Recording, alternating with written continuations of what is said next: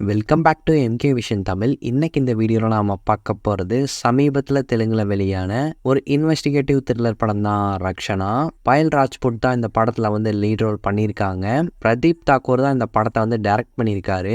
இந்த படத்துடைய கதையை வந்து என்ன அப்படின்னு முதல்ல பார்க்கலாம். நம்ம ஹீரோயின் ஒரு போலீஸ் ஆஃபீஸராக வந்து இருக்காங்க. இவங்களுடைய பாஸ்ட் லைஃப்பில் வந்துட்டு பார்த்தீங்கன்னா இவங்களுடைய க்ளோஸ் ஃப்ரெண்டு வந்து சூசைட் பண்ணி இறந்து போயிடுறாங்க. பட் இது வந்து சூசைட் கிடையாது, இது வந்து ஒரு மர்டர் தான். ஸோ இந்த ஒரு மர்டருக்கு பின்னாடி ஒரு மர்ம நபர் வந்து இருக்காங்க அப்படிங்கிறதையும் நம்ம ஹீரோயின் ஆரம்பத்திலே வந்து கண்டுபிடிக்கிறாங்க.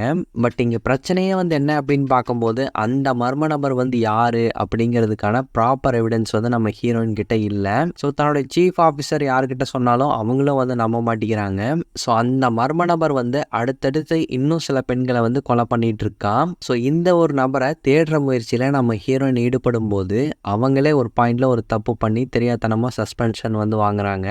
சைக்கோ கொலையாளியை வந்து நம்ம ஹீரோயின் கண்டுபிடிச்சாங்களா இல்லையா, எதுக்காக இந்த சைக்கோ கொலையாளி வந்து பெண்களையே டார்கெட் பண்ணி கொலை பண்ணணும், ஸோ இதுக்கு பின்னாடி இருக்கக்கூடிய பேக் ஸ்டோரி வந்து என்னென்ன, ஸோ இதெல்லாமே தான் இந்த ரக்ஷனா படத்துடைய கதை அப்படின்னு சொல்லலாம். ஸோ இப்போ நான் சொன்னது இந்த படத்துடைய ஒரு சின்ன ஒரு லேயர் மட்டும்தான். இந்த படத்துக்குள்ள ஏகப்பட்ட ட்விஸ்ட் அண்ட் டான்ஸ் எல்லாம் வந்து வச்சிருப்பாங்க. ஸோ இந்த படத்தை பொறுத்த வரைக்கும் படத்துல மெயின் லீடா நடிச்ச பாயல் ராஜ்புட் தான் இந்த ஒட்டுமொத்த படத்தையும் வந்து காப்பாத்துறாங்க. ஸோ அவங்களுடைய அந்த பர்ஃபார்மன்ஸ் ஆகட்டும், எமோஷனலான காட்சிகளாகட்டும், தன்னால் அந்த ஒரு நபரை கண்டுபிடிக்க முடியலையே அப்படின்னு அவங்க ஃபீல் பண்ணி மனசு உடைஞ்சு அழுகக்கூடிய இடங்களாகட்டும், எல்லா இடங்கள்லையுமே வந்துட்டு பார்த்தீங்கன்னா அவங்களுடைய பர்ஃபார்மன்ஸ் நீட்டாகவே ஒர்க் அவுட் ஆயிருக்கு.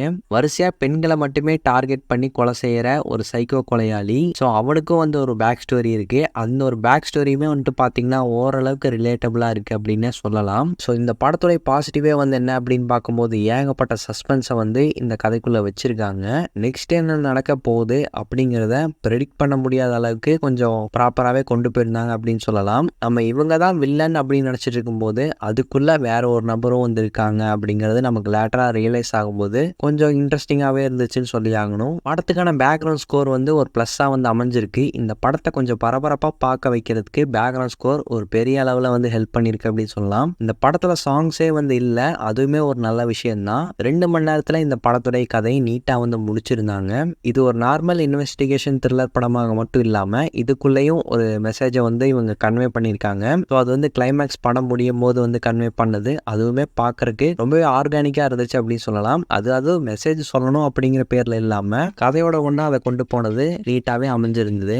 இப்போ இந்த படத்தில் பிரச்சனை வந்து என்ன அப்படின்னு சொல்லி பார்க்கும்போது ஒட்டுமொத்த கதையும் நம்ம ஹீரோனை சுற்றியே நகருது அப்படிங்கிறதுனால படத்தில் இருக்கக்கூடிய மற்ற சில கேரக்டர்ஸ் எதுவுமே வந்து அந்த அளவுக்கு ஸ்ட்ராங்காக வந்து எழுதப்படலை. ஸோ இதனாலேயே மற்ற எல்லா கேரக்டருமே வந்து வீக்காக தான் தெரியுறாங்க. ஸோ அதை மட்டும் இவங்க கொஞ்சம் பார்த்து கரெக்ட் பண்ணியிருந்திருக்கலாம். ஓவராலாக இந்த படம் வந்து எப்படி தான் இருக்குது அப்படின்னு சொல்லிட்டு கேட்டிங்கன்னா ஒரு நீட்டான இன்வெஸ்டிகேஷன் த்ரில்லர் படம் அப்படின்னு கண்டிப்பாக சொல்லலாம். நம்ம நேரத்தை இந்த படம் வந்து வீணடிக்காது அப்படின்னு யோசிக்காமல் சொல்லலாம். அதுக்கேற்ற மாதிரி இந்த படத்தை வந்து முடிஞ்ச வரைக்கும் பரபரப்பாகவே வந்து கொண்டு போயிருக்காங்க. சில பல பிரச்சனைகள் அங்கங்கே லைட்டாக இருக்க தான் செய்யுது. ஸோ அதெல்லாம் வந்து ஒரு பக்கம் அவாய்ட் பண்ணிட்டு ஒரு சுவாரஸ்யமான திரைக்கதையை தான் இந்த படத்துக்கு வந்து அமைச்சிருக்காங்க. ஸோ தாராளமாக ட்ரை பண்ணி பாருங்க.